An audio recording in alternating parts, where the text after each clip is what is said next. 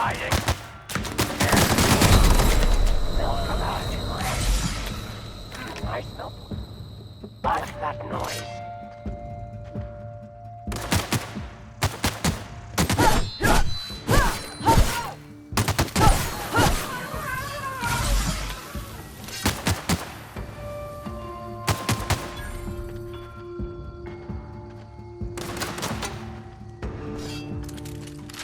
Come out and play.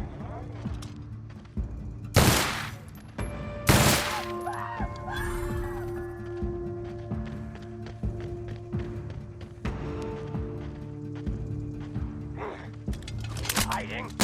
Scared? Here's that.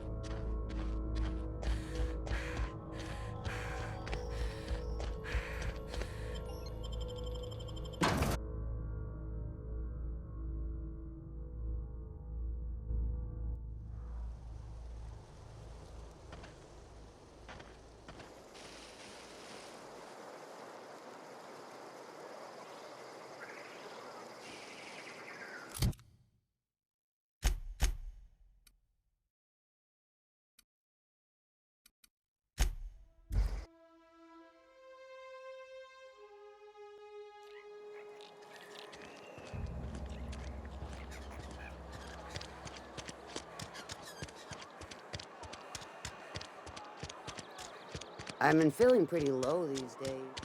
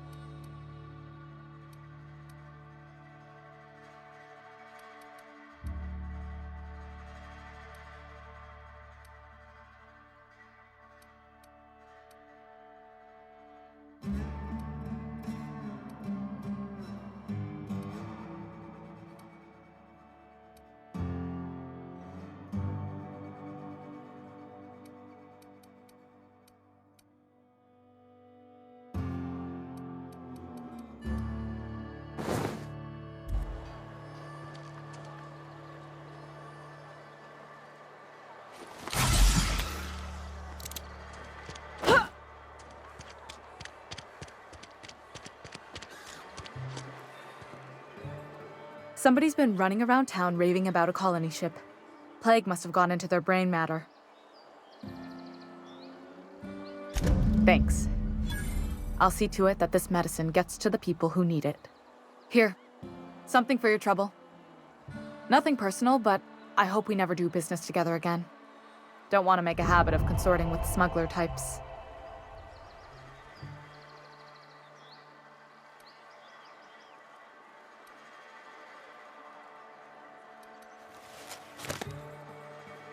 Somebody deserving.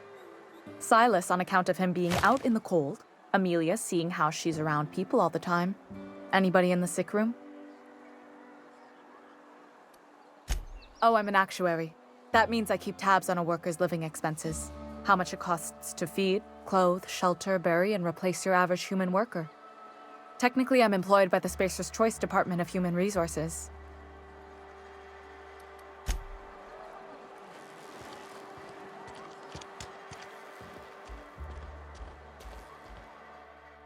Oh, sweet merciful law!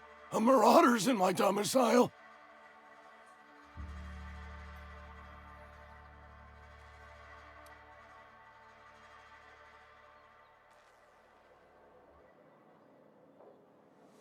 Oh, law, please don't eat me.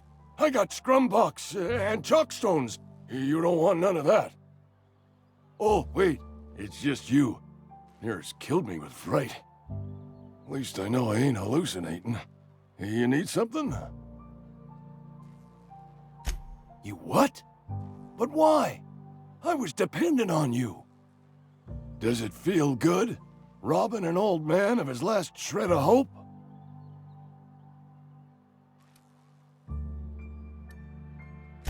Betray a man in his final hours? Of course, I understand. Hell, I'd probably do the same to you, given the chance. So, you just here to watch me die, or what?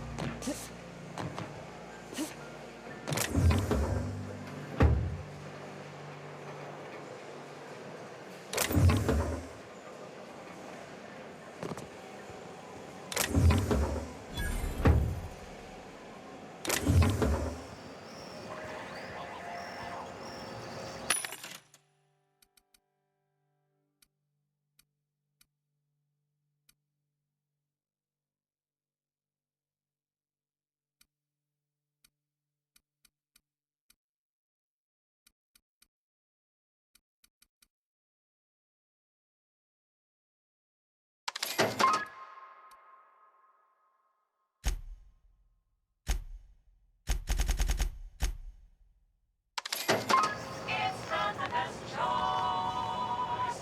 It's Space's choice.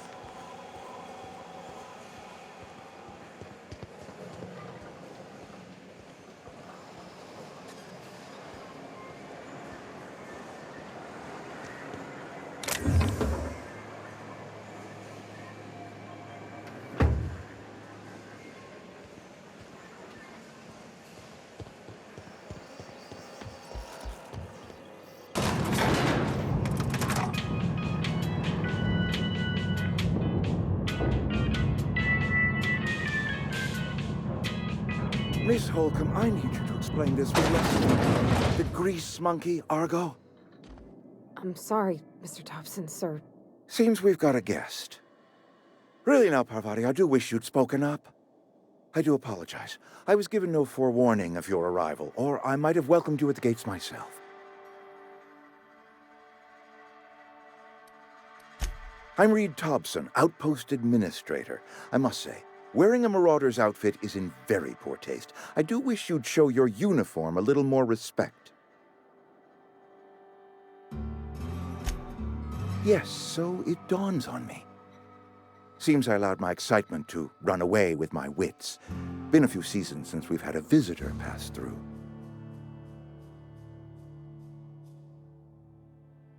Only regulator we got is hooked up to the town transformer. Mr. Thompson ain't liable to be keen on dismantling it. I beg your pardon. I am most emphatically not keen on any such thing. I can't let you have our power regulator. But I happen to know of another one. And I happen to know exactly how you may retrieve it without frying yourself in the process. There's a power regulator in the old botanical lab. It's mostly abandoned, so all that power is being squandered. Go down to the geothermal plant. Reroute power from the botanical district over to us. Once their power's shut down, you can have their regulator and be along on your way. I was not entirely sure how to tell you this. The botanical labs are not legally inhabited, but there are people who live there.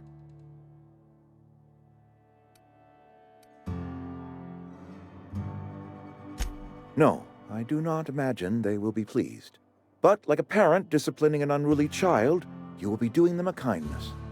The people living in the botanical labs, they're deserters, former workers. I need them back at their posts. I need them to come home. My hope is that by cutting off their power, you will convince those deserters to come back to town. Before you go to the plant, I want you to stop by the botanical lab. Speak to their leader, Adelaide. Tell her the power's about to go, and that it's time her band of deserters came back to town. My dad told me all about the plant. Taught me all he knew. I could come in useful. I mean, if that's all right with you, Mr. Thompson. Sir. I hesitate to part ways with Miss Holcomb, but I cannot deny that she is talented and may prove useful to you. You will need an administrative passcode in order to enter the plant. I am trusting you with mine, and trusting Miss Holcomb to guide you if you'd like.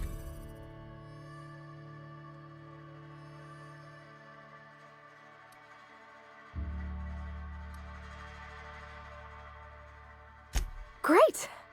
I got my wrenches and diagnosticators and hairpins and engine tape, so I'm all set.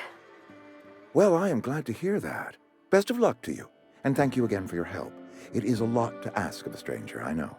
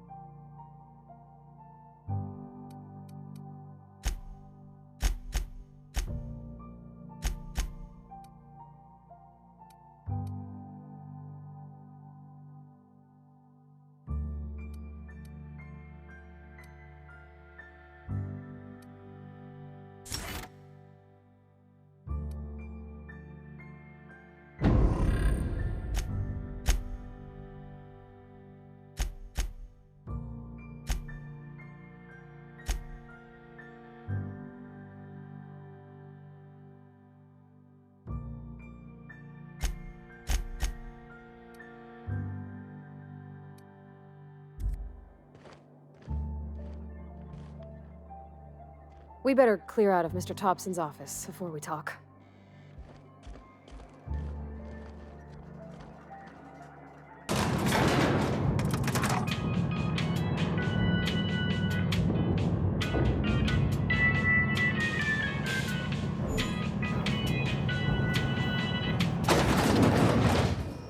Hey, ma'am, can we talk?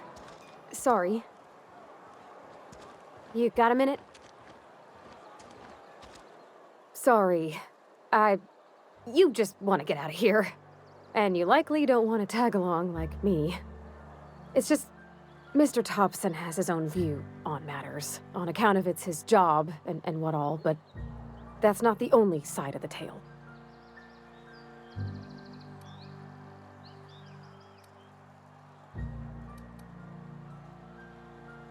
To Mr. Thompson, a person's a gear. It does its job quiet-like. If it squeaks or stutters, it gets replaced. The deserters are decent folk. I knew some of them before they left.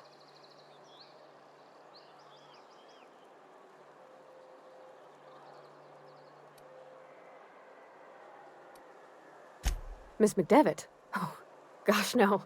She was a real important person. A flavorist. Made all the food taste decent. She used to work up in the big office with Mr. Thompson. Alls I know is she left after her son died. It was a real big to-do. I could hear them both yelling clear from my own place. Life's hard here. Especially for them that don't fit in so well. We're one big Spacer's Choice family, but every family's got the one the rest whisper about. Mr. Thompson's aiming to take away their power.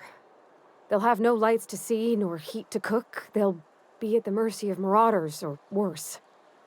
I think you should talk to the town's vicar about it. Max, his name is.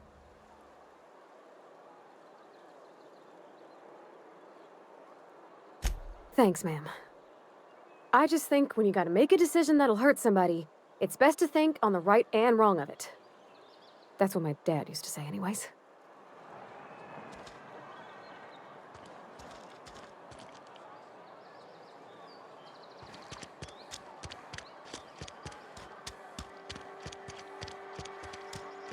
Sorry, I'll just be a minute. I've always felt weird in here. It's too clean.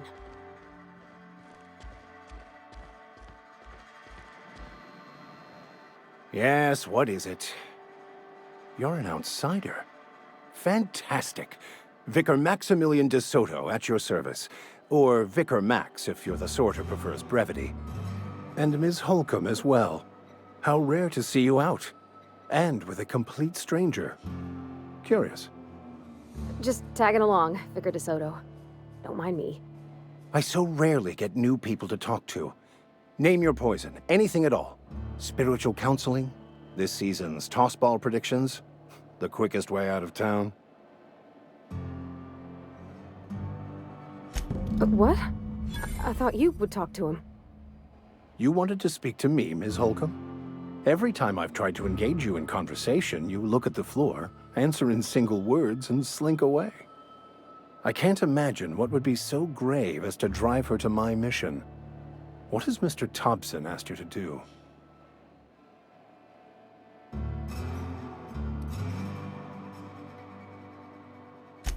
Depriving them of safety from the marauders and wildlife. I can see why that troubles you. Miss Holcomb has a soft heart. Always has, if you believe the talk. Assuming your goal is to save as many as possible, then you should bring everyone together. Send the power to Edgewater and convince the deserters to return to the fold. Not if things are left to stand as they are. If you don't mind a bit of unsolicited advice, be cautious on your way to the geothermal plant. It is not as safe as you might assume. One of the reasons I transferred here was to fulfill my duty in hunting down banned heretical texts. I happen to know such a book is, as we speak, tainting a collector's library in Emerald Vale. However, the collector's residence lies outside the town's walls. My retrieval efforts have been thwarted by marauders who have overrun the property. Should you fare better than me, I'd pay a handsome sum for the book.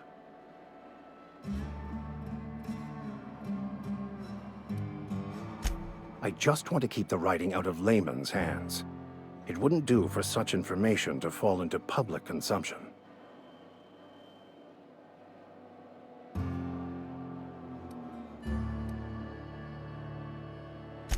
Glad we see eye to eye. It's a handwritten journal, a faded blue cover with the name M. Bakonu handwritten in the lower corner. I'll mark where I saw it on your map. Assuming you're serious? Thank you. If you retrieve it, you can always find me here.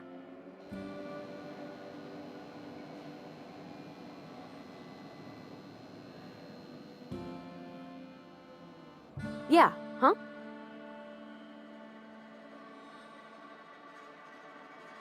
That's on account of how I never met her. I don't rightly know. She was in another division of the Spacer's Choice family. She worked in the Vale a few months, sorting the cannery computers.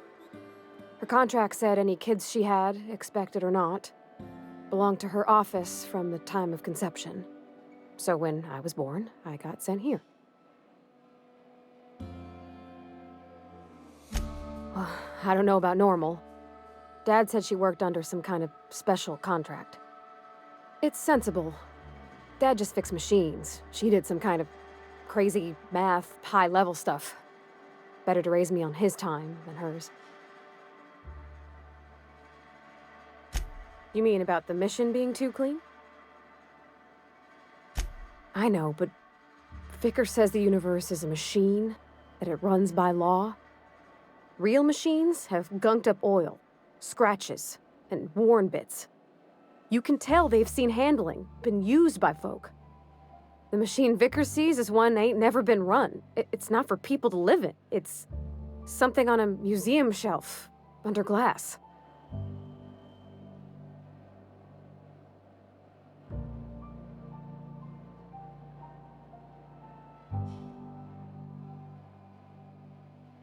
Fixing the universe is a job for somebody way better than the likes of me.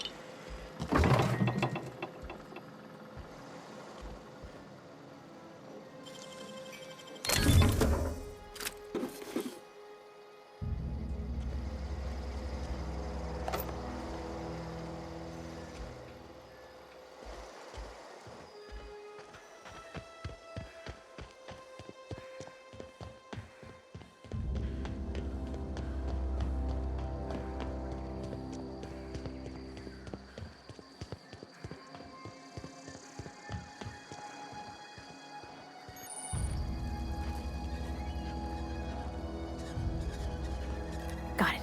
Heads down. Here we go! Quick.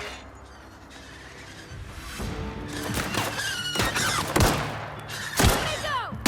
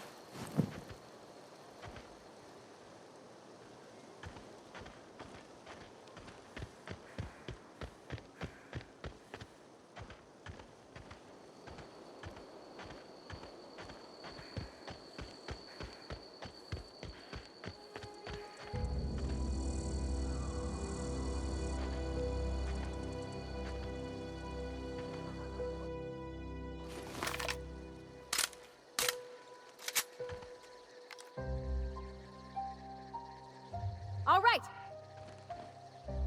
We can handle this. Nice one. That's the last of them.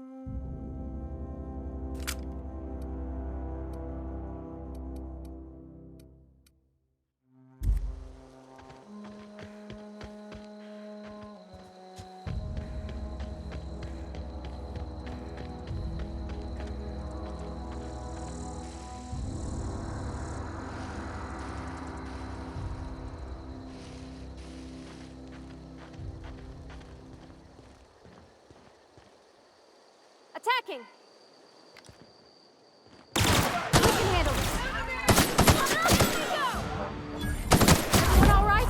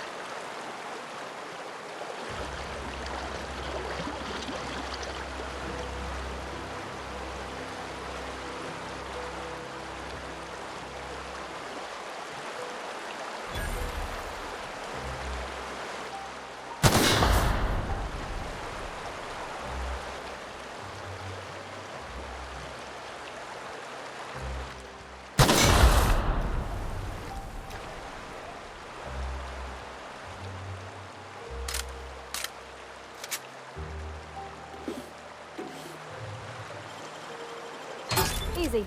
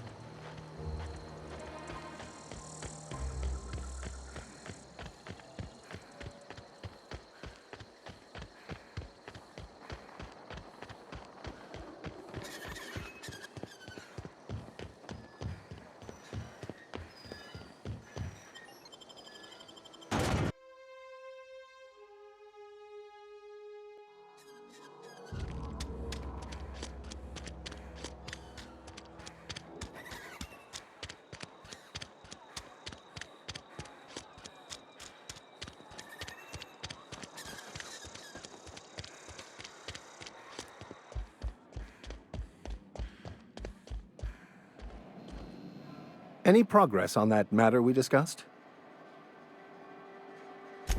Wonderful. This is fantastic. Well worth all the sacrifices I... Wait. What the fuck is this? Is this... French? I can't fucking read French. It's a law-forsaken joke is what it is. French! Ha! I was so high and mighty, preaching to the yokels about following the plan, while fighting it at every turn.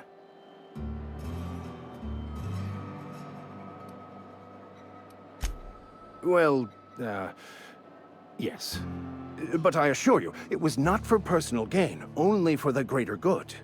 I've spent my life searching for the keys to unlocking the secrets of the universal equation that underlies the plan. I had hoped this book held some of those answers. I became so desperate, I even got myself assigned to this plague-ridden backwater to find the damn thing. All the time and suffering I've spent. Wasted.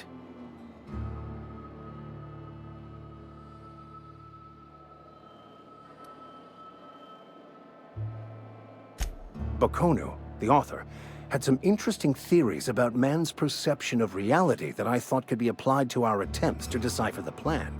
Unfortunately, he was also one of the founders of the Philosophist school of thought, so the book is banned in this colony.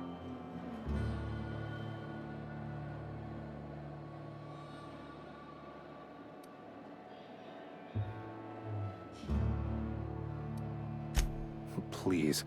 As if my life should have no greater meaning than proselytizing to a bunch of feeble-minded wretches. Nothing could be more excruciating than discussing the true nature of reality with people who have no interest beyond their next Aetherwave program. But that's neither here nor there. What I need to do now is to find a translator, obviously. But to do that, I'll first need to secure transport. You have a ship. Perhaps I could make myself of use to your crew.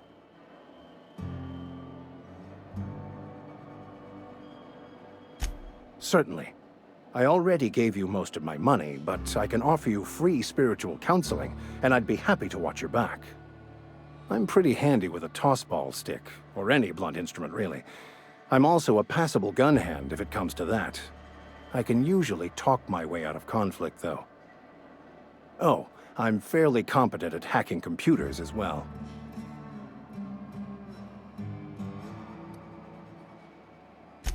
Well, understanding computers is, though I admit I took it further than most. And I was quite the 32nd back during my seminary days. Left many an opponent bleeding on the field.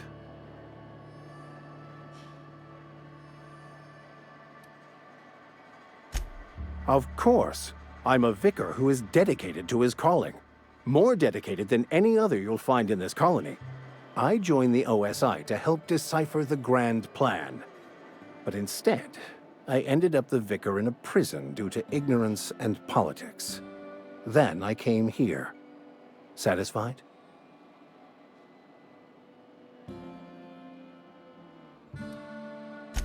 Most laypeople are not aware of this, but we've not discovered any new insights into the plan for a long, long time. I had an idea that we should welcome the truth, no matter where we found it. I had the worse idea to share my thoughts with a superior. And that's the long and short of it.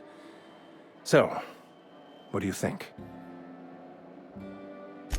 Fantastic. Let me get my things in order and I'll catch up with you. Edgewater's gonna miss you. Folk here always had good things to say about their vicar. Thank you, Ms. Holcomb. I'll be glad for the change of scenery, and to leave this place behind. I shall see you on the ship, Captain, whenever you're ready to leave Emerald Vale.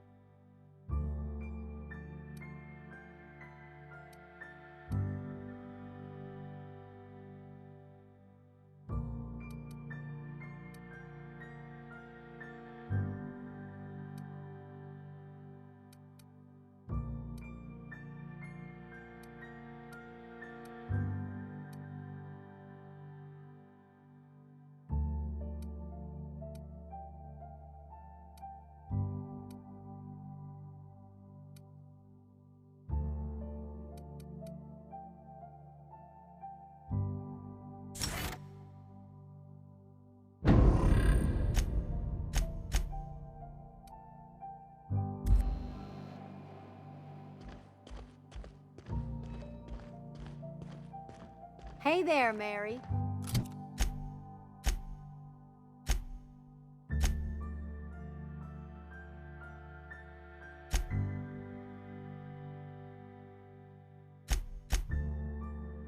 Don't see you around.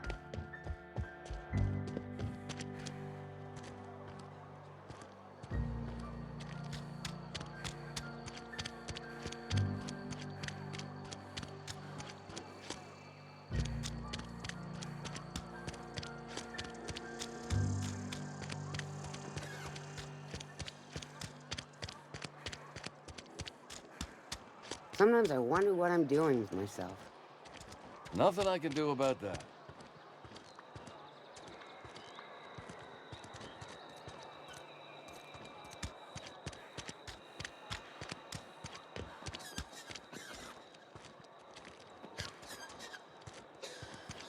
If you're falling sick, I don't want you near me. I'm not allowed. Miss Holcomb ain't allowed in this establishment. Not since that little incident. Ask her if you care. I'm running a business here. I won't touch anything while we're in here, Mr. Moreau. I promise.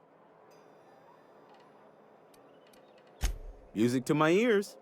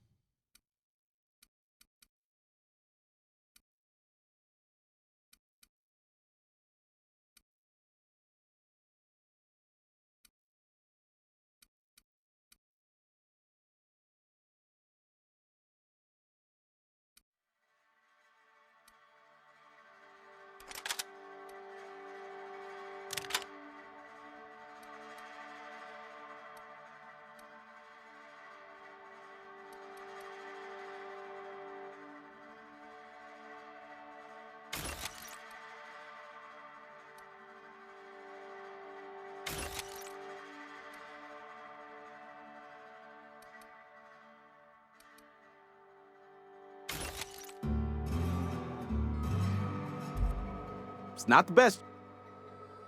Music.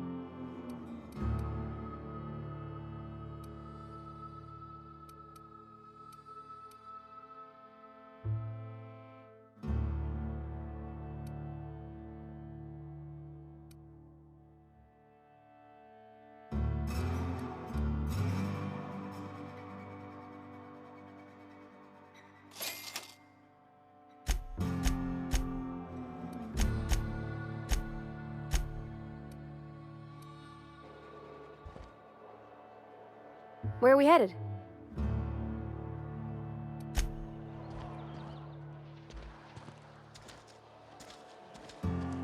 Heard something outside the walls today. Nothing right.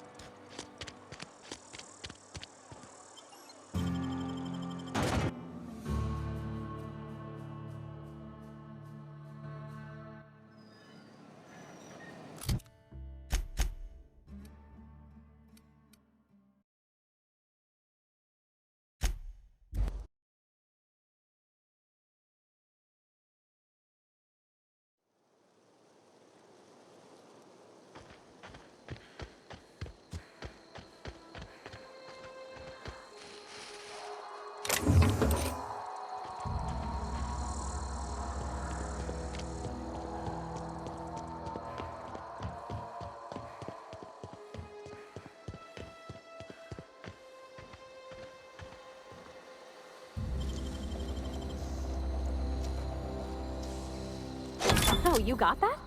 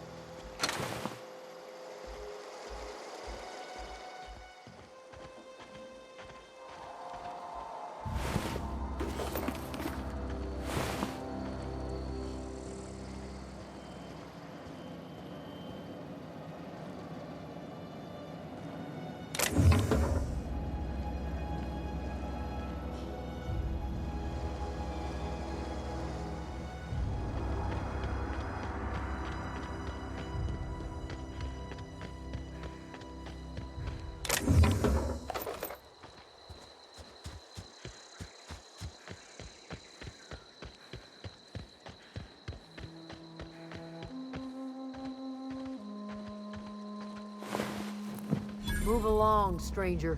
We don't want any trouble.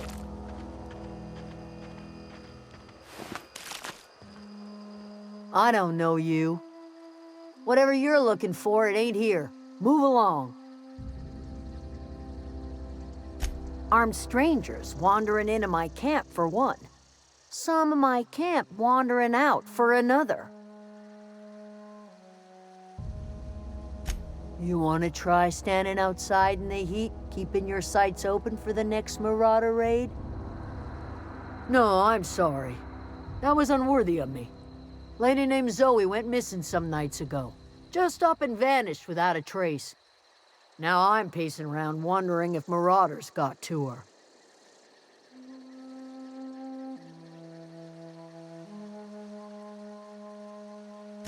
Thank the Eternal. Wait. Marauder camp. Is she all right?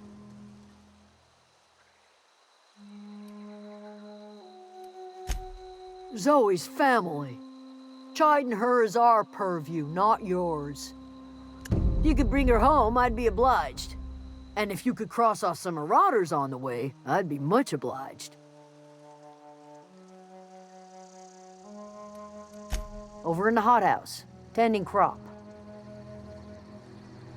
I'll tell you what I can. Well, enough to know we never got on. Zoe and Stefan were close. If anybody knows the workings of her mind, he does. She was lazy and thoughtless, but she's still one of our own. What is it?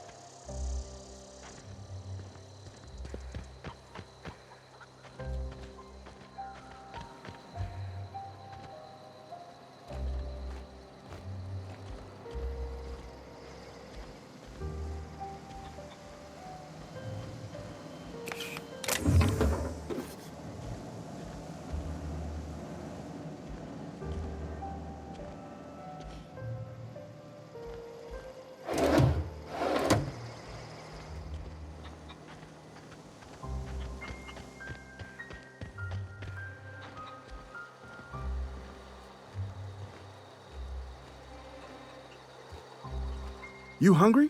We got canid ribs, canid flank, canid snout too. Something I can help you with? You mean Zoe? Yeah, we were pretty close. Not like her to go loping off. Zoe was always obsessed with this cereal. Masked Marketeer. A scion of Byzantium turns to banditry and teaches his marauder companions the wisdom of free market economics. Shame she up and vanished when she did. I had a surprise lined up for her. You sound like some type of corporate fixer asking all these questions.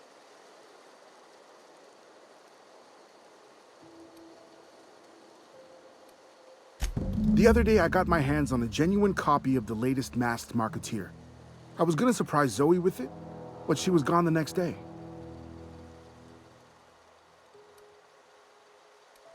Not much of a chance, no. Mind if I ask why you're interested? Zoe's living with marauders? Yeah, that sounds like the sort of sideways, sprat-brained plan Zoe'd come up with. Yeah, could be you're telling the truth. Or maybe you're trying to wheedle me into relinquishing my only copy of the Masked Marketeer. It's a collector's edition after all.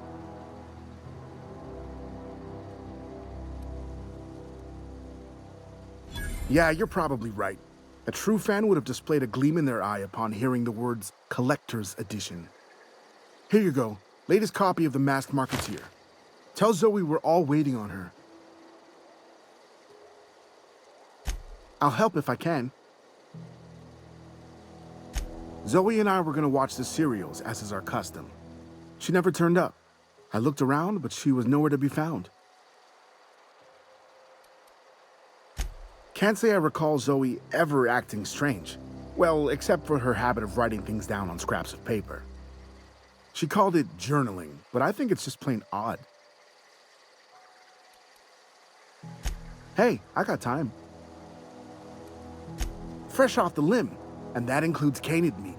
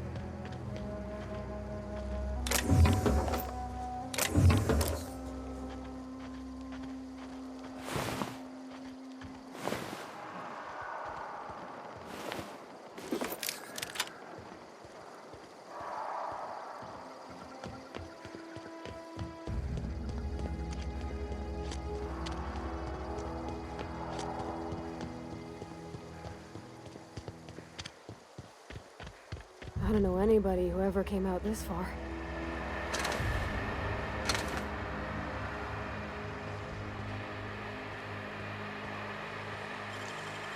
Clever.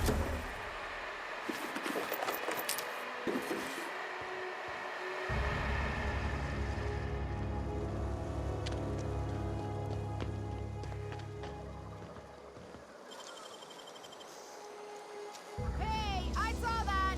Great work! What do you think you're doing?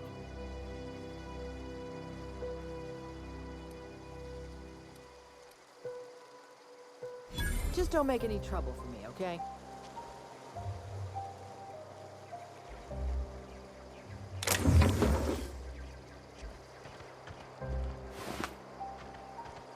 What I wouldn't do for a Wentworth. Why? Adelaide wants me back on garden duty or something? Thanks, but I'm not going anywhere. This is where I belong.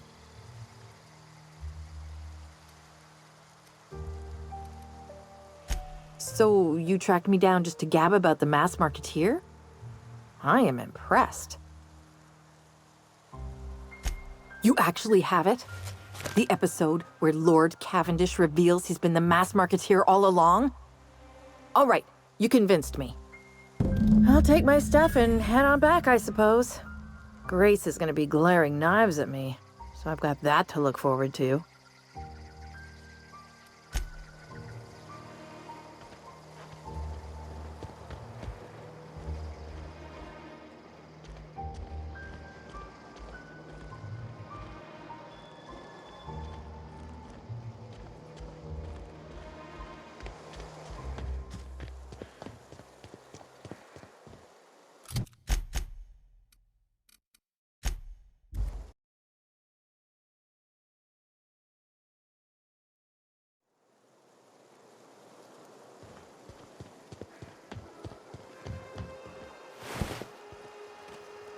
What is it? We didn't always get along, but I'm glad to know she's safe. What happened, anyway? Zoe joined up with a band of marauders. Zoe. The same Zoe who doesn't know a barrel from a trigger. Well, I've heard stranger things. You pretty much did my job for me. Least I could do is pay you for your trouble. Let me know if I can do something for you.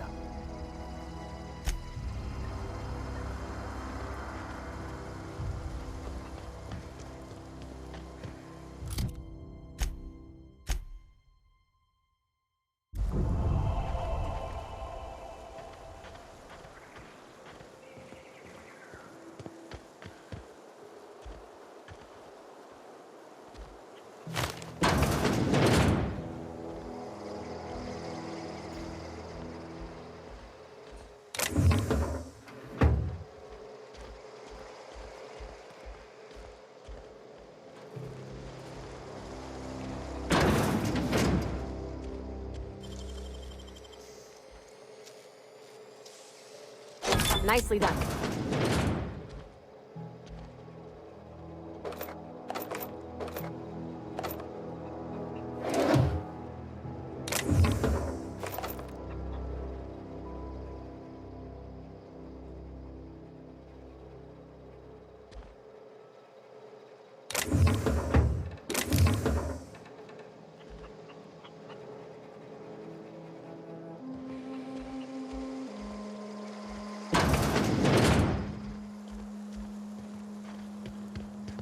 Oh, that's Thomas. He used to follow me around before he left the cannery.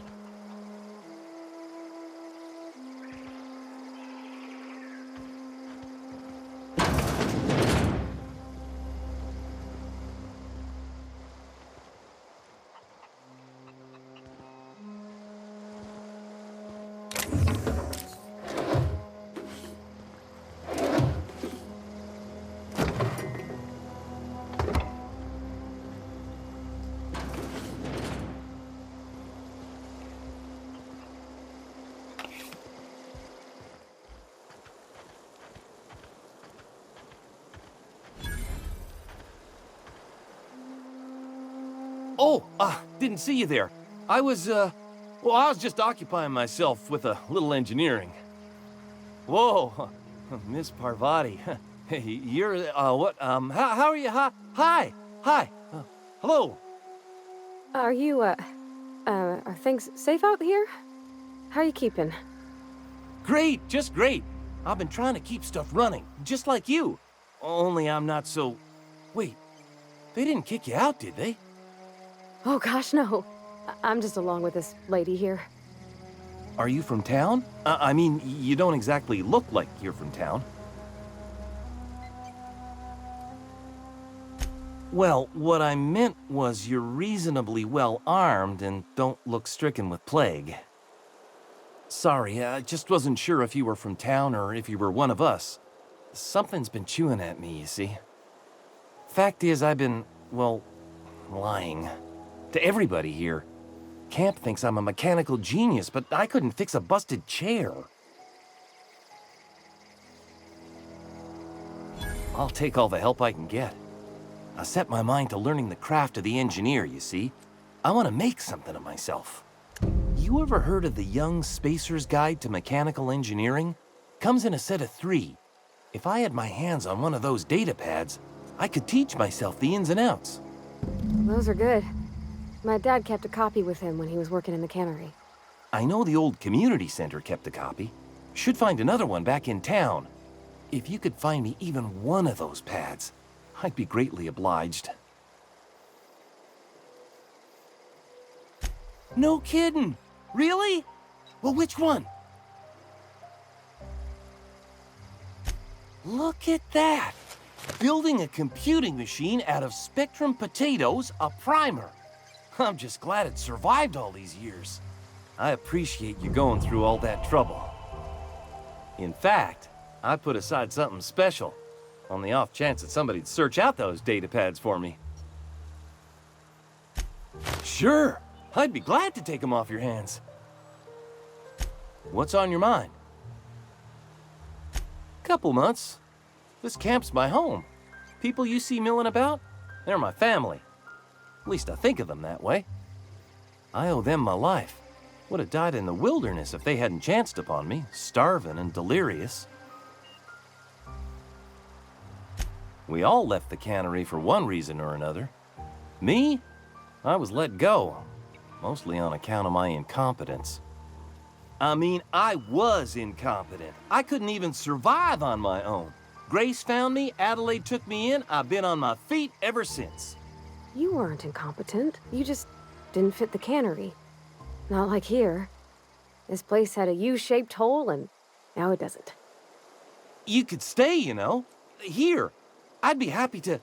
I mean, we could really use... this isn't coming out right. If you want, Adelaide would make a place for you.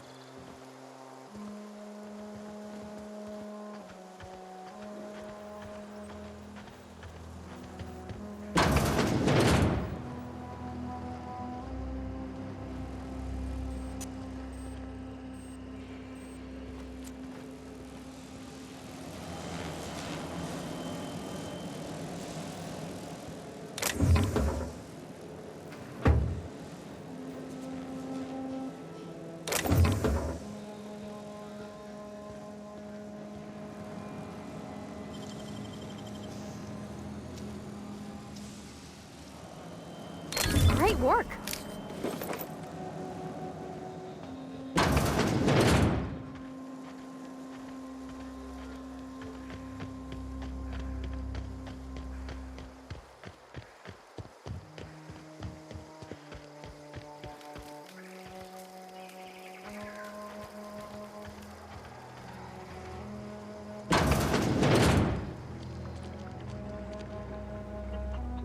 If you're hungry, there's meat turning on the spit outside.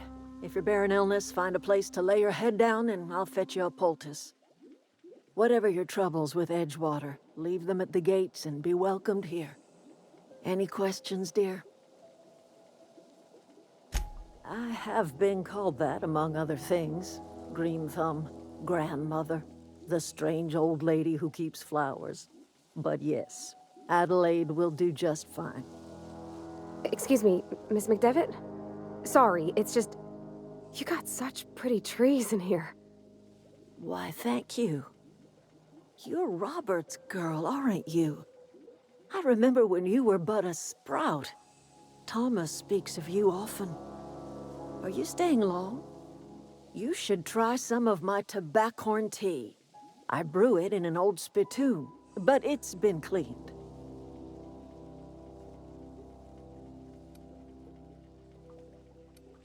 A home for anyone who's ever turned their backs on Edgewater. A home for those of us with nowhere left to go and nothing to lose. So, like the spores of the puffball, cast on the wind and alighting on fresh soil, we put down new roots.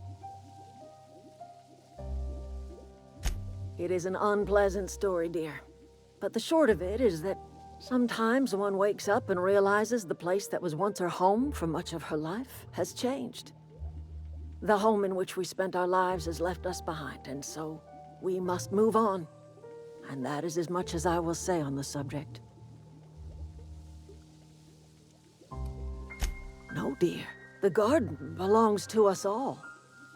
Life is the gift of the universe, and the universe yields its bounty equally, absent of prejudice. The soil around the Vale went sour years ago, but I found a way to sweeten it back up. The secret recipe is a little bit of elbow grease, a dash of love, and a heaping pile of special fertilizer.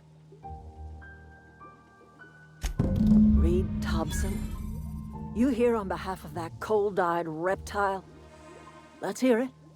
What's Reed's idea of peace, then?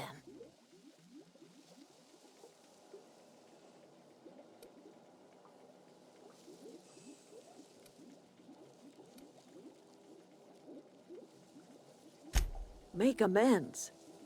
Spare me. Only thing Reed knows how to make is a mess. Like everything else that comes out of Edgewater, that peace offering is canned. I and my own are living just fine out here by ourselves.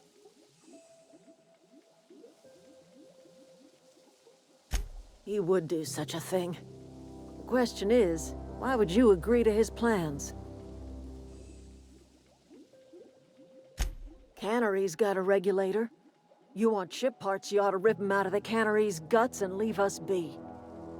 If you're going down to the plant, you should divert power away from Edgewater and toward our end of the grid. Think about it. You'd be liberating an entire town from a lifetime of service to that odious cannery. Seems the sort of thing a hero would do.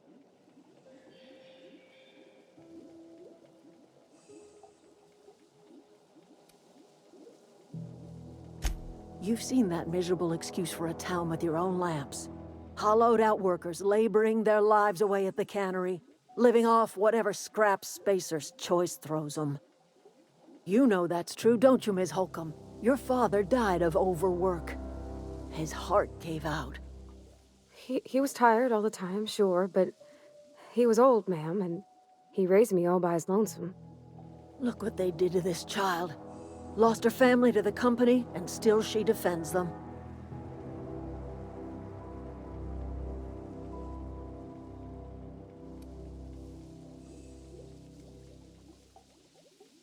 I'm all right. I ain't so fragile. That was unkind of me. I'm sorry, dear.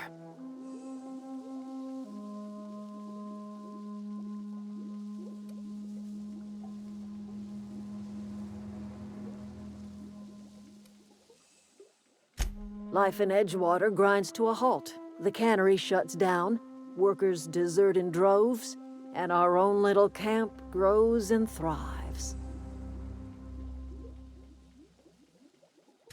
I trust you will listen to your conscience.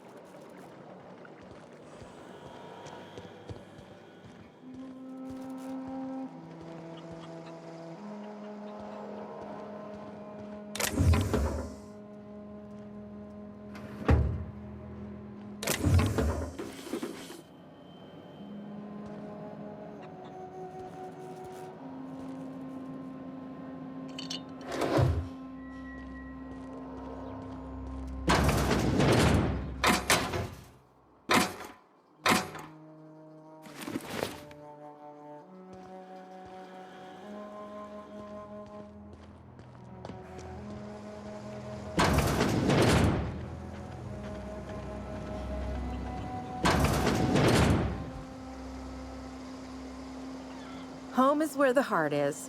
Marauders took that saying a little too literally.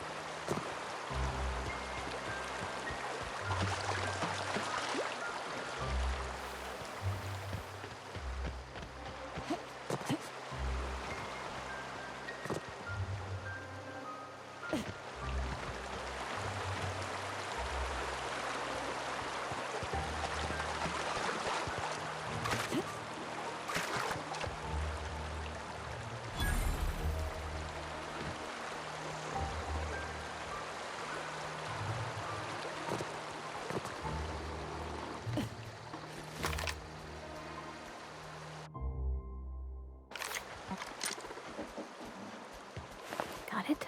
Inside voices. Here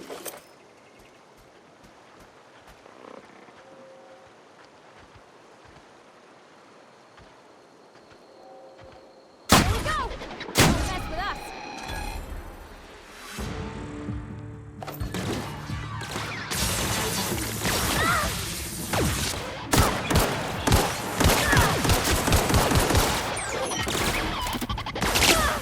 Yeah. I know how to rise. Everyone all right?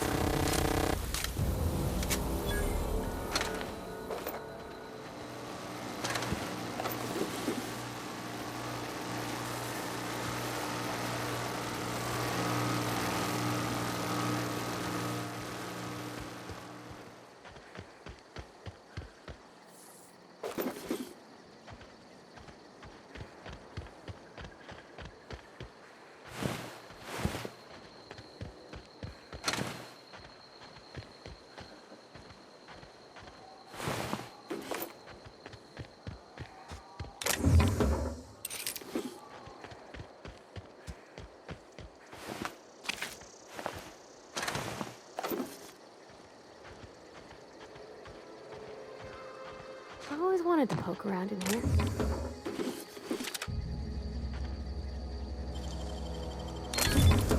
Nice.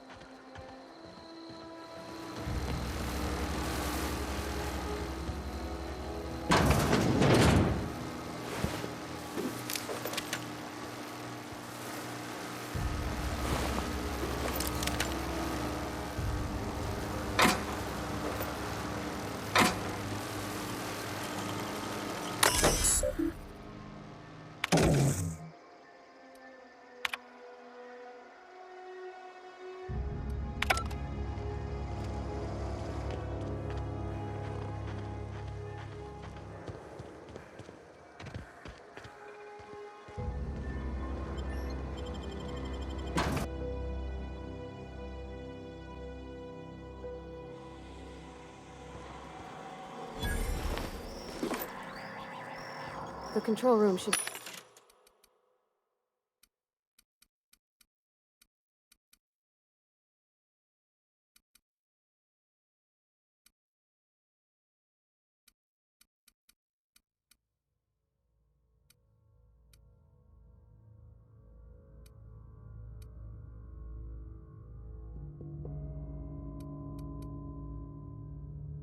be off to the right. I hope we're doing the right thing.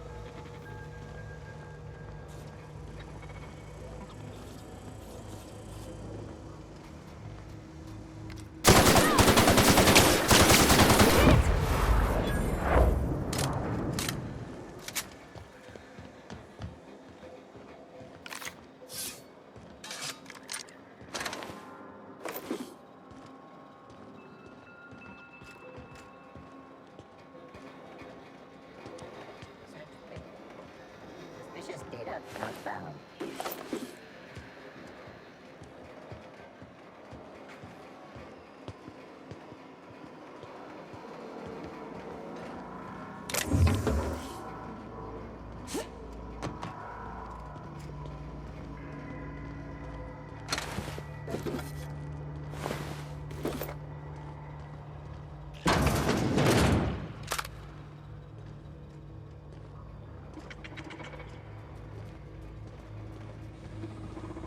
Systems. Here they come!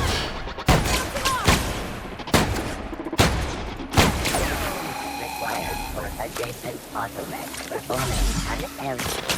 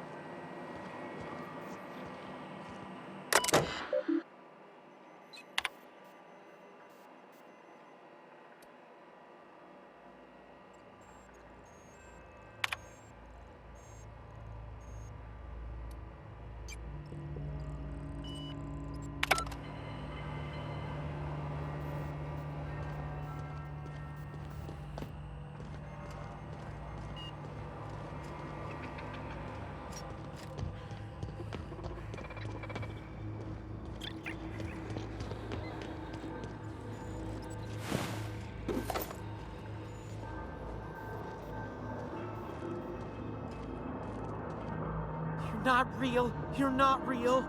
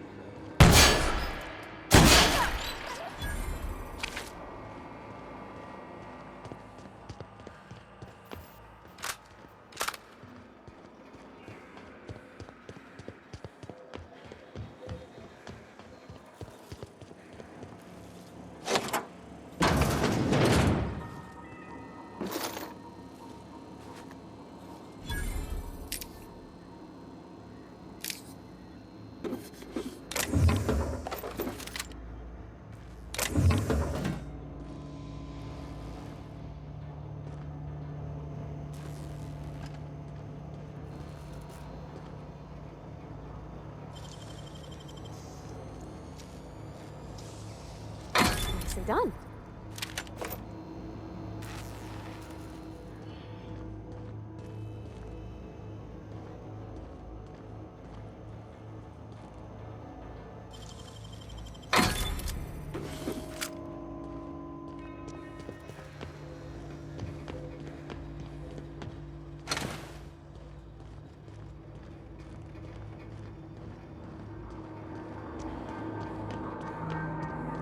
No, no, no, just leave me alone.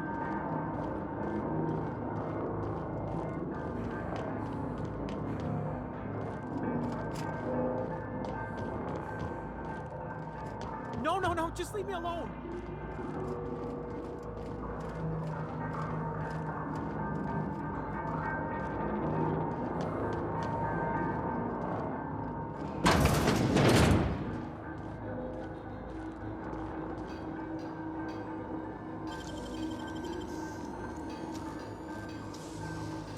Great work.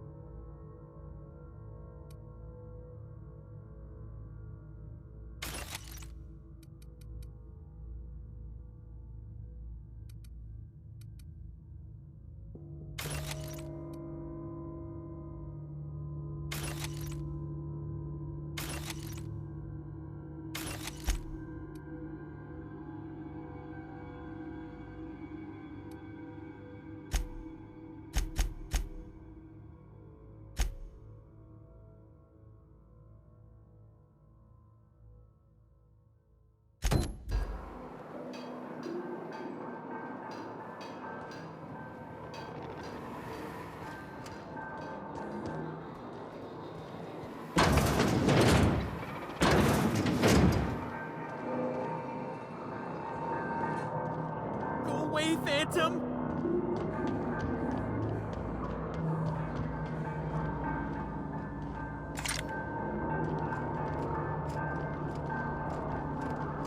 Get away!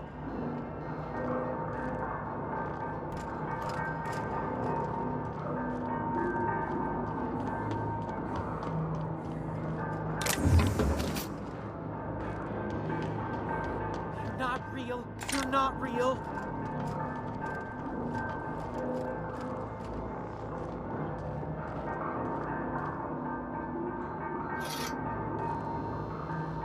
You're not real. You're not real. Get away from me, Phantom. Shoot. Scram. You can talk? The Phantom's never talked before. I knew I shouldn't have eaten that sprat raw. See? See, Higgins? This is why you must always boil your sprats before ingesting. Of course. Do excuse me. I experience brief flashes of mania during which I am visited by the phantoms of my imagination. Chester D. Higgins. The D stands for definitely not insane. I use it as a reminder.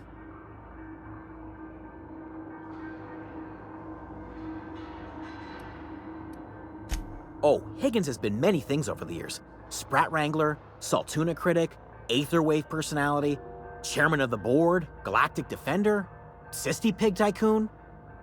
I've come a long way for someone who started off as a simple engineer right here in this plant. Jimmy'd opened the vending machines. That lasted a good couple of months. Eventually, I had to resort to more unconventional means of filling my insides. Mechanicals lost their bolts.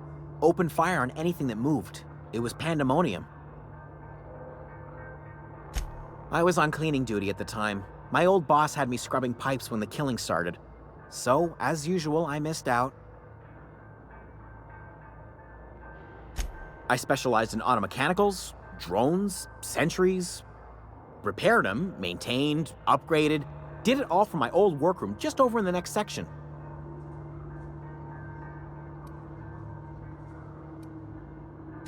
Look, I don't want to fall into any trouble with the mechanicals. If they wise up to our plans, they will come for us. With prodding irons.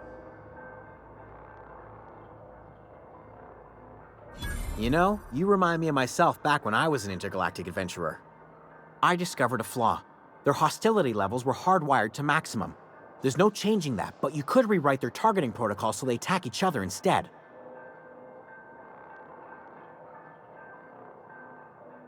Yes, that's exactly it. I see you're also versed in the noble art of mechanical engineering. There's a behavior control terminal in the other room. It should have options to change how the mechanicals act, including whom they shoot at. Oh, that reminds me. You'll need my passcode to access the behavior control terminal. Here, let me just write it down for you. The tail.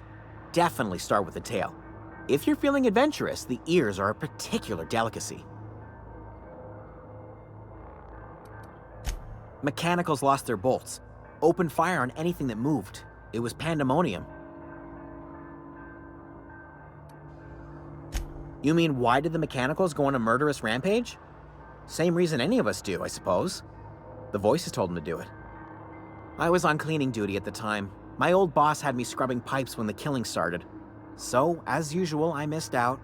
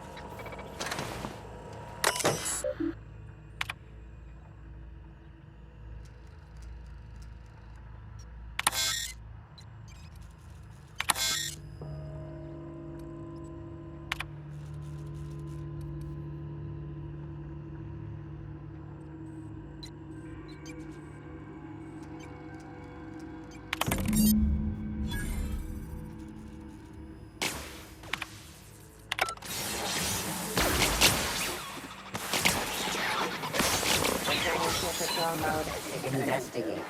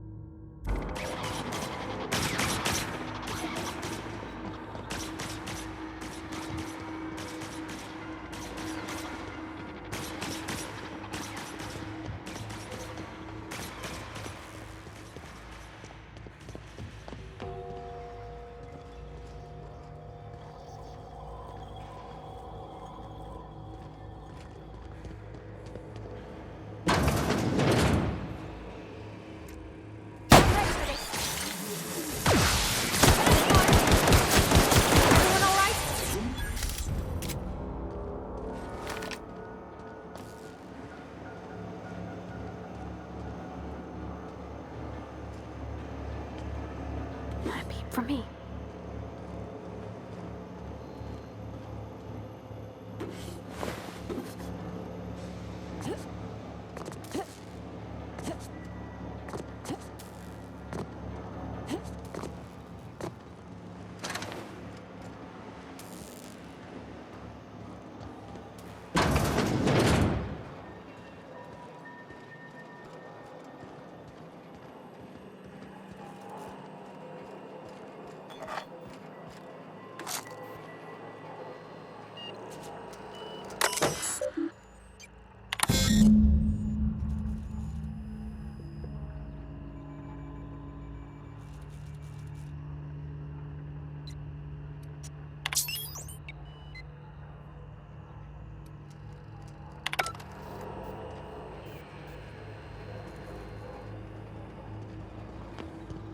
Three switches. That'll be easy enough.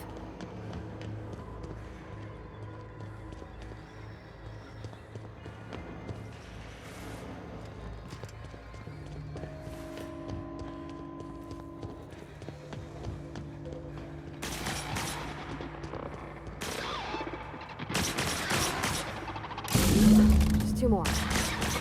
What'll happen to Miss McDevitt's folk if we send power to the Vale?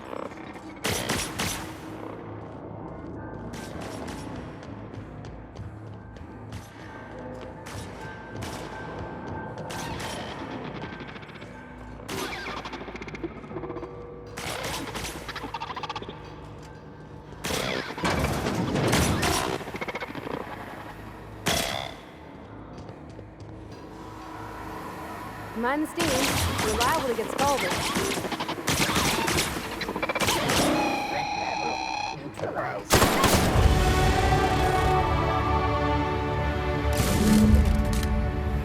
If we send the power to Miss McDevitt, what happens to the Vale?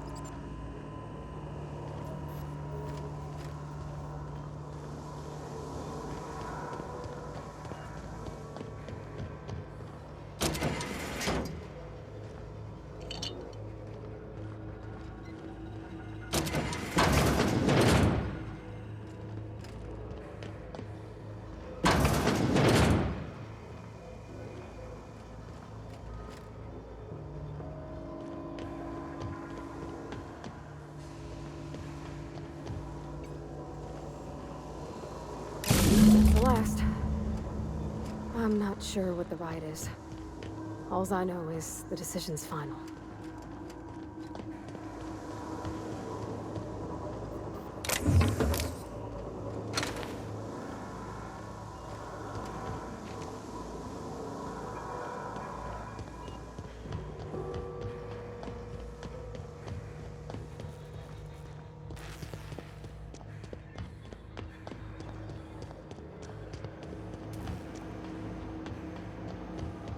Once we do this, there's no going back. Excuse me, ma'am. Look, I know you want your power regulator and all, but I just gotta ask you. Do you understand what you're about to do? I don't think you should cut off Edgewater's power. I think it would be cruel. I'm sorry. That just sort of came out all at once. Edgewater's hurting. We've been losing workers year after year, and corporate hardly ever sends replacements. There's barely enough Saltuna to fill our bellies anymore. But the town's got some good people in it. Decent, hard-working folk just living their lives the only way they know how. They don't deserve to be punished.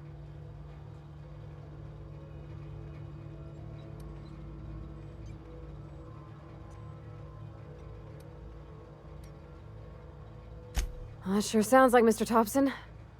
If he was standing here, I imagine he'd remind us of how we're all one big, happy Spacer's Choice family. In Mr. Thompson's eyes, those deserters are still part of the Spacer's Choice family. The family must work together in order to survive. I hate to say it, but I think Mr. Thompson's got a point. Unless those deserters come back, Edgewater's as good as dead. Cutting off their power might be the only way. Sorry, I didn't mean to babble on like that. I felt like I had to say something. Really? I mean, wow. Thanks. No one's ever told me those words in that order.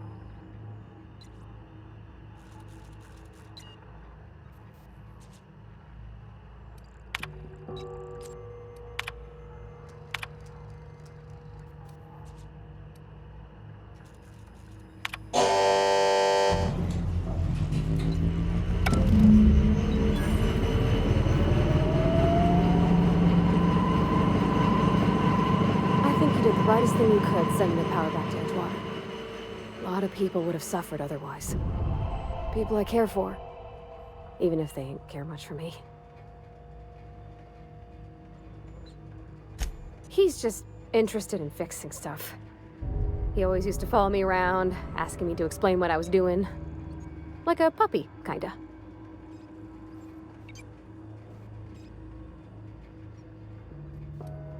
He never told me a word to that effect. And since he didn't, I didn't have to say nothing about feeling different. And nothing had to get weird. If he wants to learn about engineering, we should help him get those data pads he wants. I'd like to do that for him.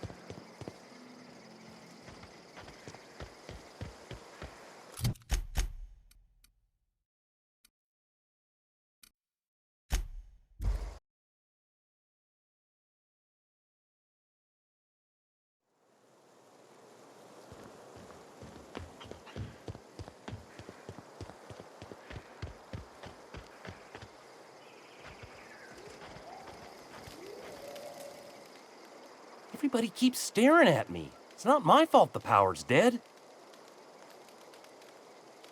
No kidding. Really? Well, which one? The geothermal plant? Now that is just incredible. You really went exploring down there? Adelaide always told us it was swarming with hostile mechanicals. 2 whole data pads? Be still my beating heart. Oh, almost forgot your payment.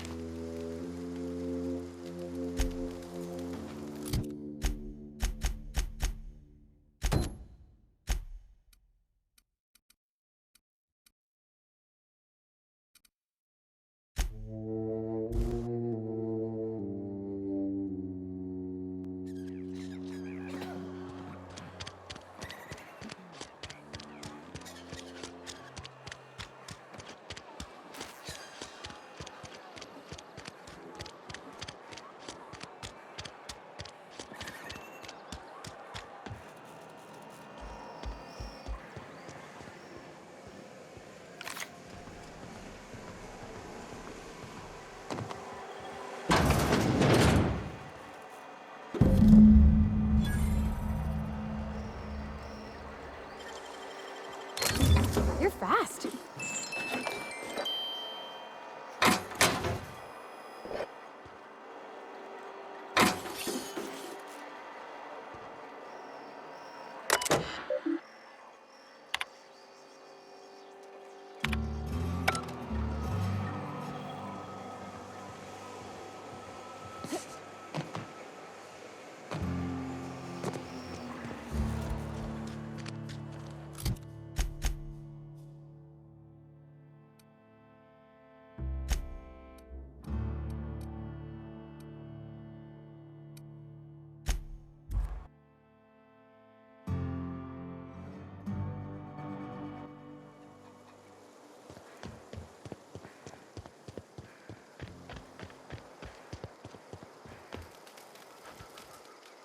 Any luck finding one of those manuals?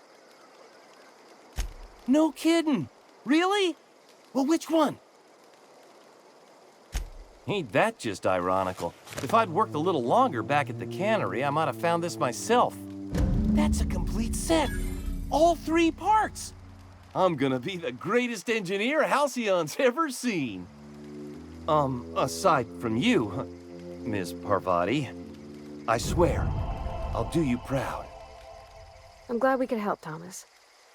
I've been saving something for you. Just a little contraption I found. Should fit right into your outfit.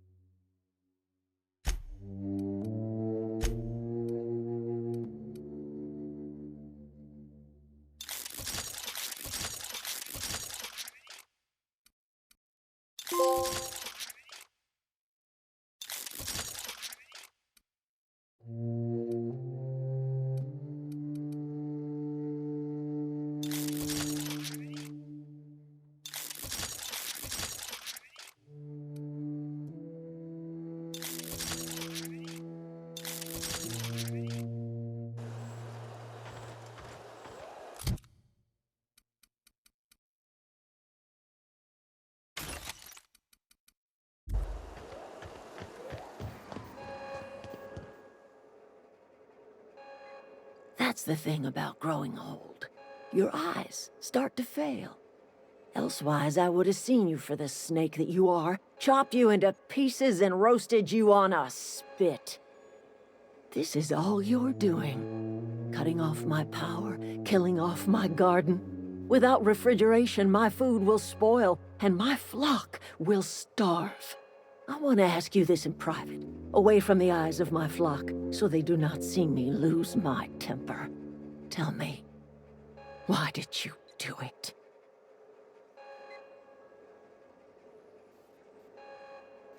You want my flock wasting their lives in that cannery? Fine. Go and talk to them. Go talk to Grace and Thomas. Look them in the eye and tell them their life here is over, and the only thing left to do is go back to Edgewater. This is now your responsibility. And you tell Reed Thompson that I will never return to Edgewater. I would rather die among my flowers than live under his management.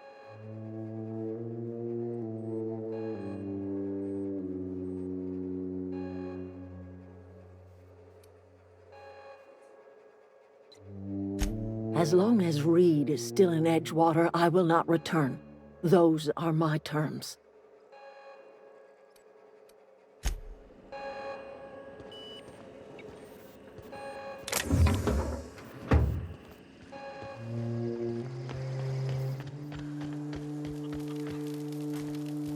One of us want to go see what happened? I don't know what you did to talk some sense into Zoe, but I appreciate it.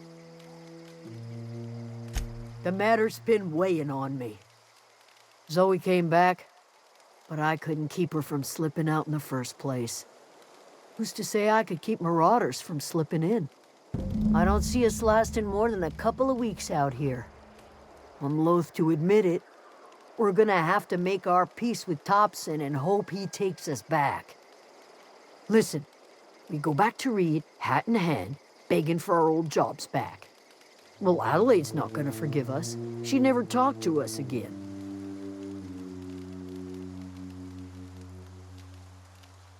You better be sure about this. We go back to Edgewater without Adelaide, she's never coming back.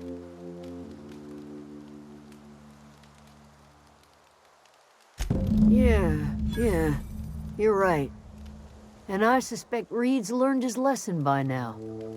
Might even be willing to talk terms with us. Hey, Thomas, gather up your personals and we'll go talk to Reed together. This is all happening so fast. Give me a little time to give this place a proper goodbye, yeah?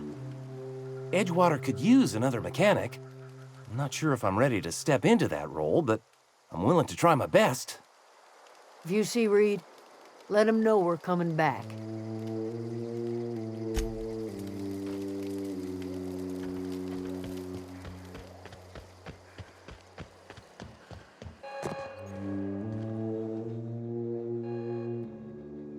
Look at that.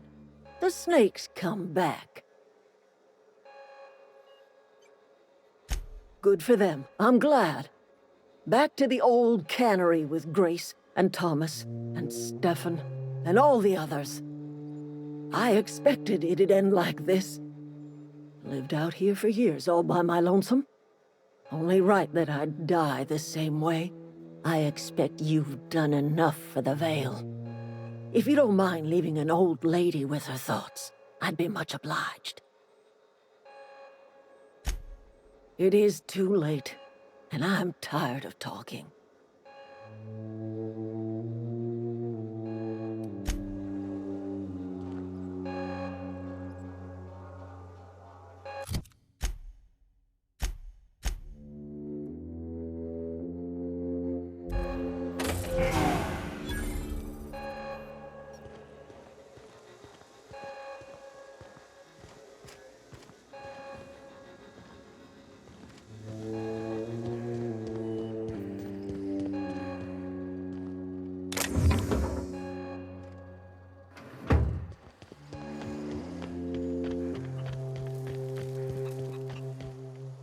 I know, I'm trying to think.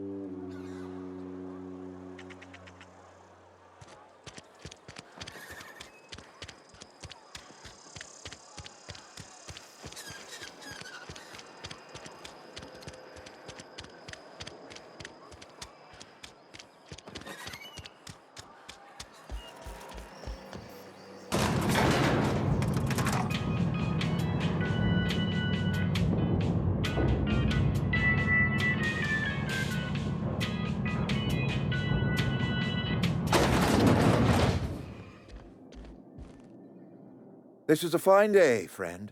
Power flows through our town like a cool stream of water. I trust Adelaide's people have seen their way to reason. So, when can I expect them back at their posts? That's good enough for me. Adelaide and I have a history. Was unlikely she'd ever come back. But hope springs eternal. We are in your debt. I am authorizing you for a discount on all official Spacer's Choice products, courtesy of the people of Edgewater. By all means. Her son got sick with plague a couple years back. Company never gave us enough medication to treat the whole town. So I had to choose, you see. Adelaide's child or someone else's. She's never forgiven me. I don't expect she ever will.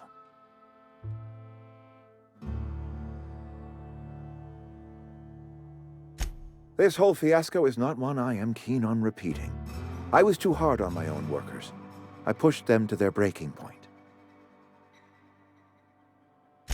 With more hands at the cannery, I expect productivity will rise. I expect we'll grow.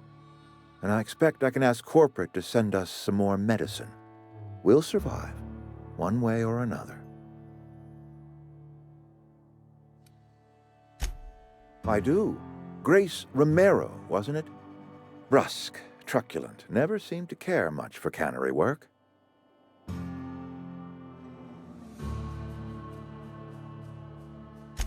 Protecting a camp from marauders is no small task.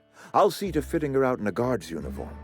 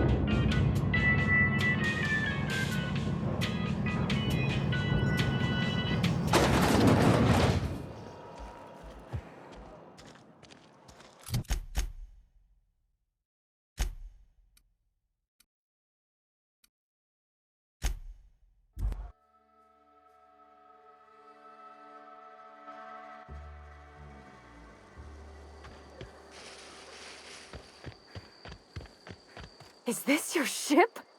Oh my stars, she is just so handsome. Does she have a name yet? What's her drive model? Oh, gosh. Listen to me babbling. When I was in Edgewater, I dreamed of flying on a real ship, working on a real engine, belonging to a proper crew. I'm the only decent mechanic Edgewater's got, but every time I think of going back, I get this sinking feeling.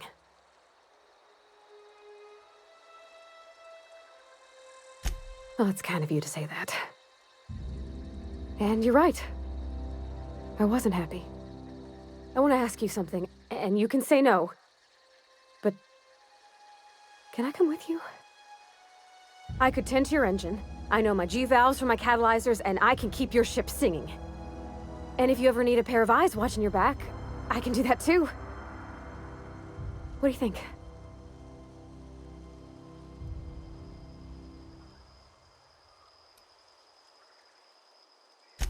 I know.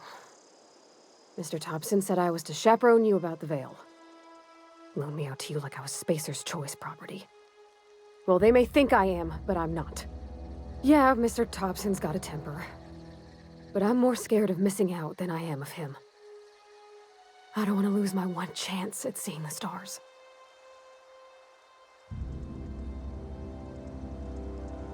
Yes! I mean, thanks.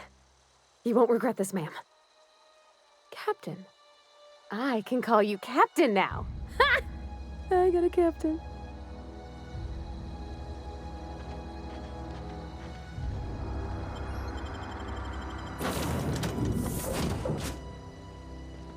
Well, I certainly am looking forward to flying on a ship named the Unreliable. I'll just head upstairs and claim a room. Captain, I have detected that Edgewater's power supply is now optimal. I applaud your willingness to invest your time in the local community.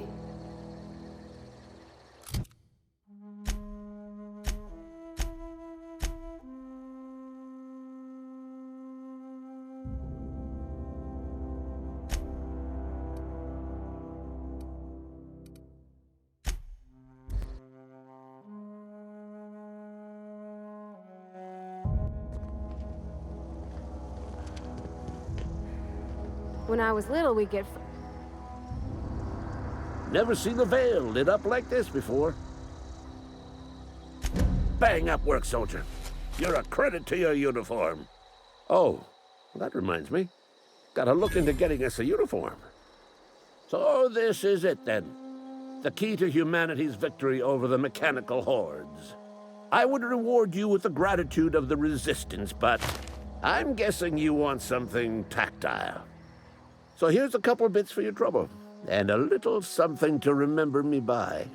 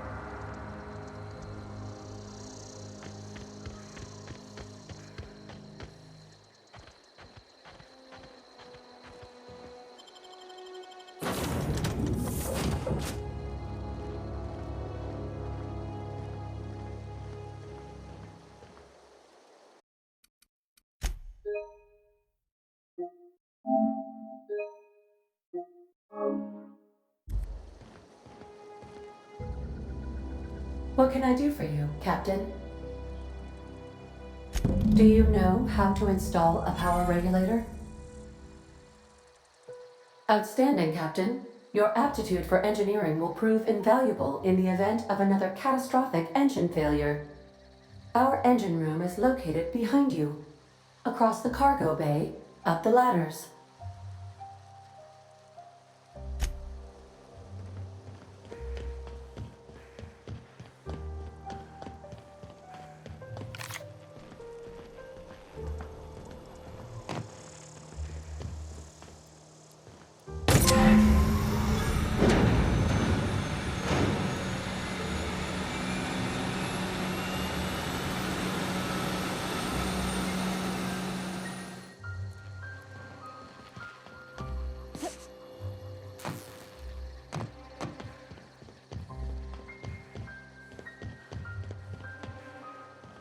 What can I do for you, Captain?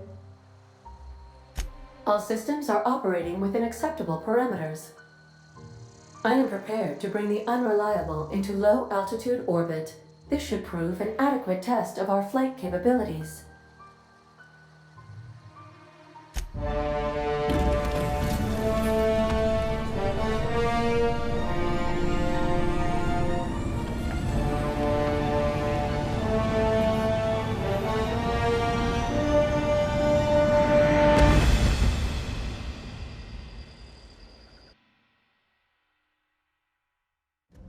have received a communication request from Dr. Phineas Wells.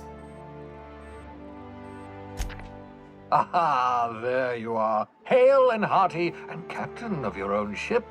I see you're putting the unreliable to good use. Shame about her former captain. Horrible way to die. How are you feeling, by the way? I lost track of you in that cave back there. Experiencing any, unnatural drippage? Perfectly normal side effect of thawing, I assure you. What you saw in Emerald Vale is happening all across the colony. Food shortages, lack of supplies, and basic necessities. We're dying. The chairman, the minister, and all their lackeys on the board are to blame. The Hope has some of the brightest minds Earth ever sent us. If we can revive the Hope's colonists, they can help us undo the board's mistakes. They can help us set things right. You need to get to Stellar Bay on Monarch. I have contacts there. They'll help me, help us, find the chemicals to revive your fellow colonists. Gladys Culkelly, lovely woman, runs a cozy little black marketing outfit on the Groundbreaker. She can get you a nav key to land on Stellar Bay.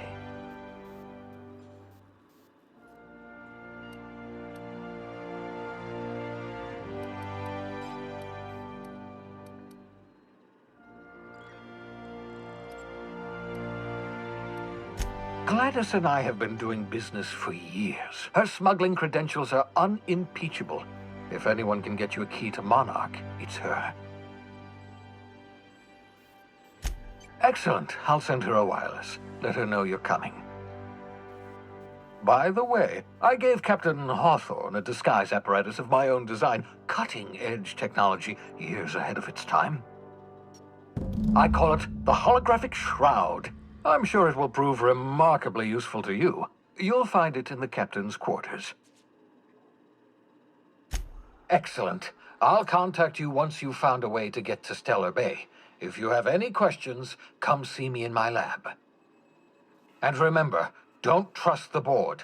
They'll try to win you over with promises of wealth and power, but it's a lie. The board's only interested in filling their own pockets. If we don't put a stop to them, they're going to run this colony to the ground.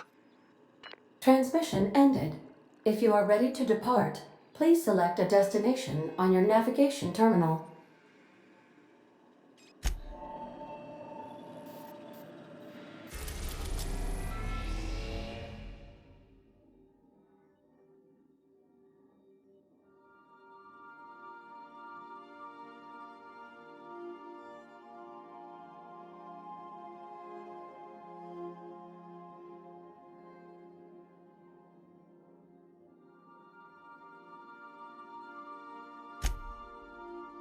We are now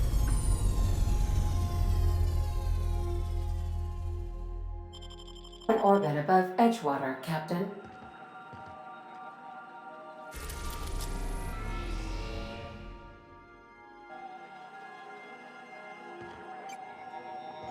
Welcome back, Captain.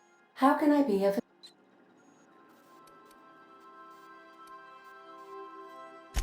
I'll be here.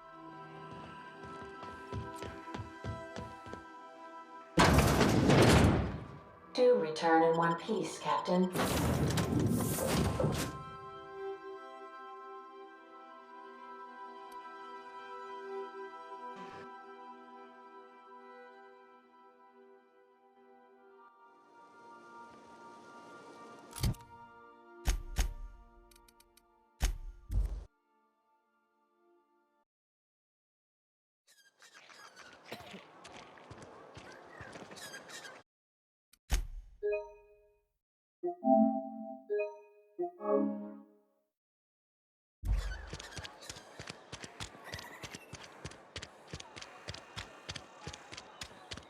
Almost lost a finger. I've never actually been in here.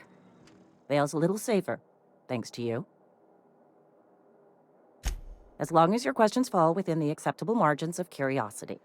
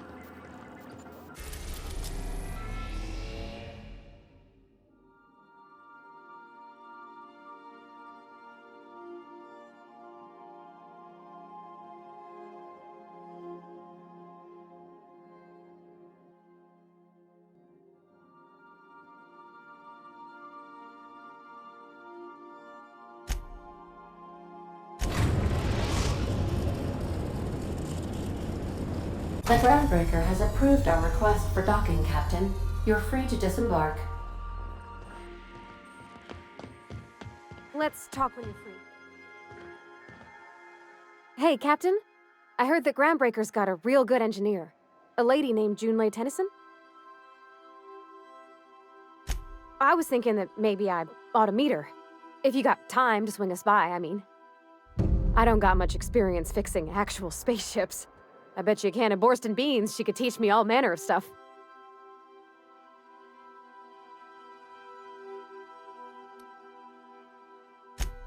I abso-surely can. I'm a passing fair mechanic.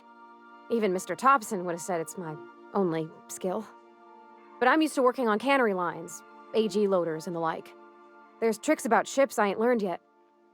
All I'm looking for is a few pointers. I bet a lady who runs a whole station has forgot more than I ever learned. Thanks, Captain. I'll be sure to make it worth your time. Did you want to talk about something else?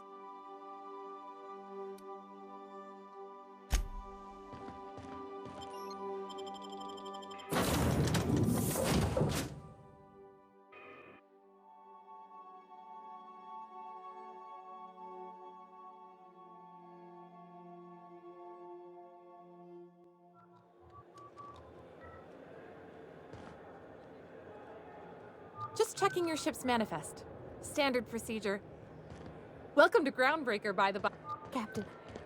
Hey, Captain. I'm in space. I never thought I'd be able to say that. Where are we headed?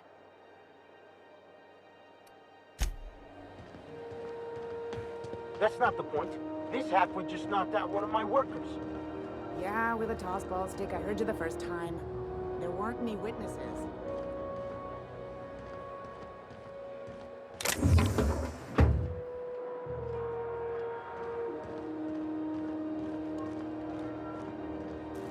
Customs and inspection, right this way!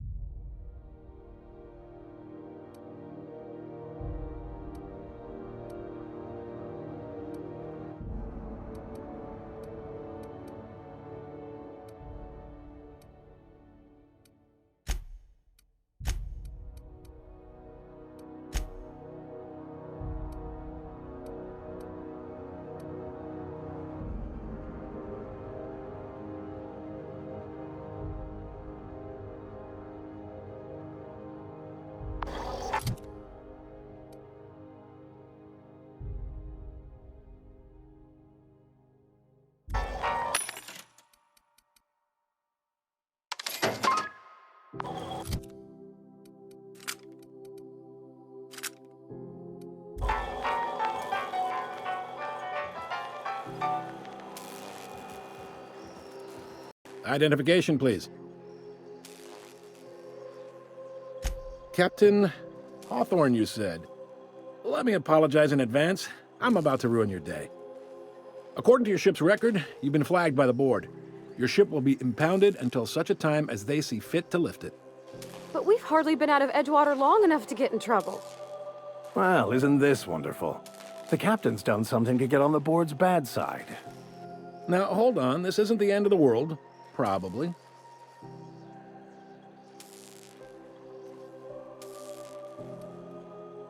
You'll want to take it up with Udom Bedford, our board representative here on Groundbreaker. His office is located along the starboard wall of the promenade. Shines like a Byzantium commode. You can't miss it. Access to that information is above my pay grade, and I've turned down 3 promotions, so it stays that way. I shouldn't be mentioning it, but what the hell? This here, impounding your ship, it doesn't happen much. The board knows we don't take kindly to their interfering in our operations. If I had to take a guess as to why, you must have riled up someone important.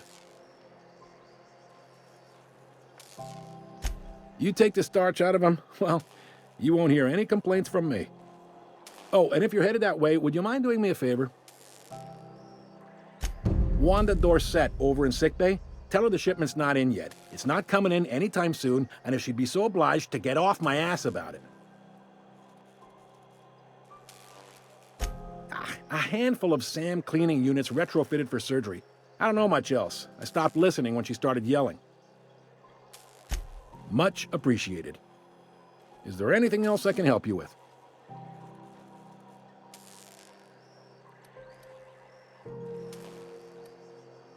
You noticed, huh? What can I say? We're passionate folks, and the board can't abide that independent spirit, especially not when it might impact their bottom line. All their interstellar freighters come through us, and we skim a few bits off the top in manifest processing fees with every one. Folks around here will bluster that the board hates our freedom, but really, they know we can stop their out-system shipments anytime we like, and that terrifies them. You sure you didn't just step off one of the interstellar freighters? There's no working with the board.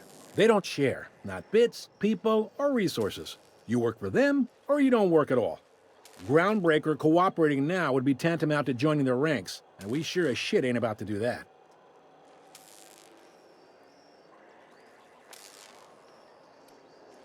Sounds like, yeah. But from where I sit, it's all coming through loud and clear. They got assault cruisers, gunships, and a handful of mining operations at their fingertips. We push them too hard, maybe they decide we'd be better in 10 trillion little pieces. Or they cobble together a new Groundbreaker and put us out of business. The board wouldn't do that. Would they? The board is necessary to provide order to the colony. They believe it's their prerogative to overrun you. But whether you allow that is up to you.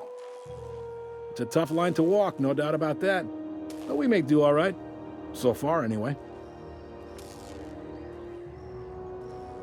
The fence.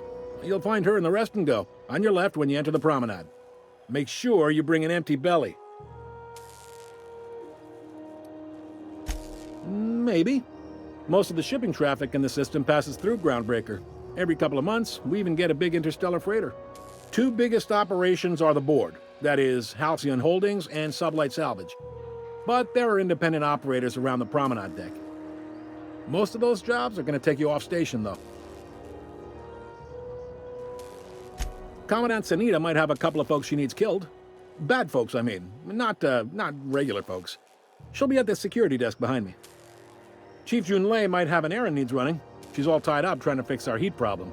You'll find her in engineering. No kidding? I'd love to get a look at this old girl's innards. I bet they're real twisty and weird. In a good way.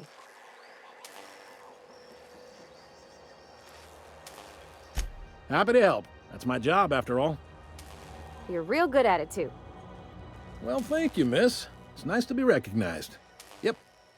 Can we move this along? I have a certain matter I'd like to attend to, Captain. Are you pulling my leg? You must be one of them long-haul freighters from outside the colony. Well, I won't hold it against you. Goes like this. Back on Earth, before the crossing, the powers that be were selling off stakes in distant star systems they thought had potential. A bunch of companies decided to throw in together and form the Halcyon Holdings Corporation, then buy up the rights to this here colony. That group's what we now call the Board.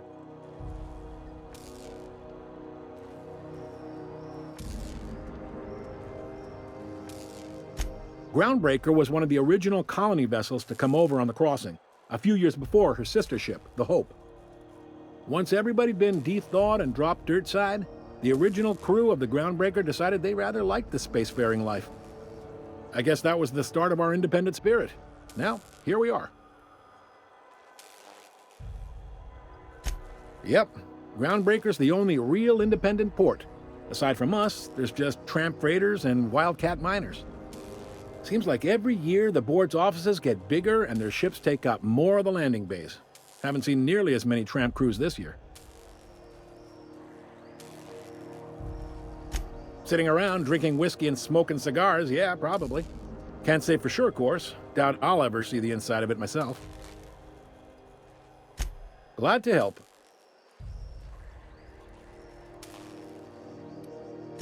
They strip the parts from derelict ships and abandoned outposts. There's some that say they make the derelicts and encourage folks to abandon their steads. Sublight gives me the creeps. I've known folks who went to work for them and just vanished. They're on the promenade run by a woman named Lilia Hagen. I'm only telling you so you know to avoid them. Relative to the board holdings? Not really. But there's a few with the means to go where they will. They aren't rich, but they aren't likely to look too close at your work history either. All right. He's friendly enough unless you speak ill of the board. Get the sense he doesn't care for Groundbreaker much. Not that he would, being a board man and all. He's our liaison. Sure thing. Be seeing you.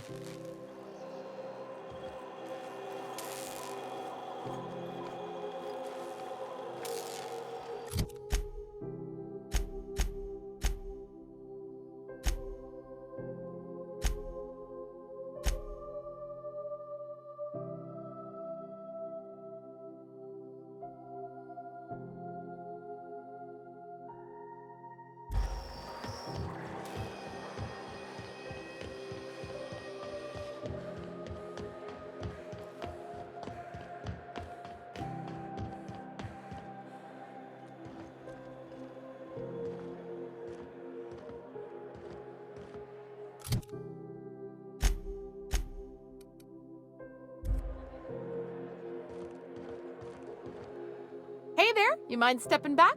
This charming little ship's been impounded and I'm afraid I can't let you near it till it's not.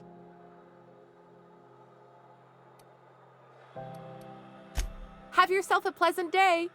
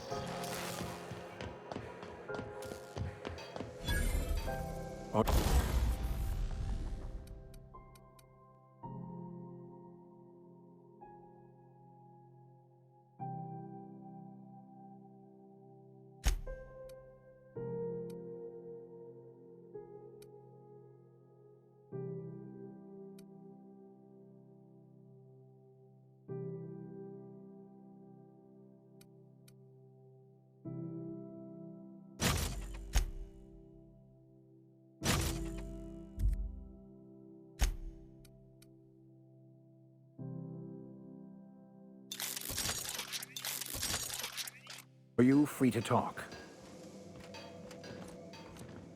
Captain, If I could trouble you for a moment of your time, while we're on the groundbreaker, I may have an idea for how we could find a translator.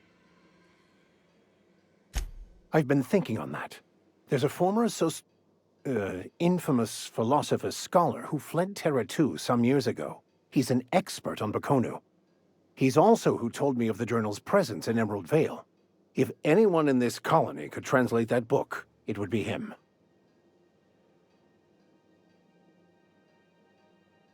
That's a good question. Fortunately, we're in the perfect place to start. This is where I'd go if I wanted to get off Terra 2. Great place to pick up a ride to Hephaestus, Scylla, even Monarch. All I need is access to a data cartridge from the security terminal. Their easily hackable system keeps a registry of all crew manifests for both arrivals and departures.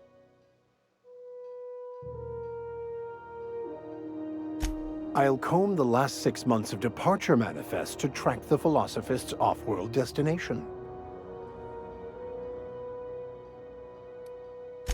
Before I transferred to Edgewater, I had a wealth of time to develop certain, secular skills during my years serving a particular penitentiary flock.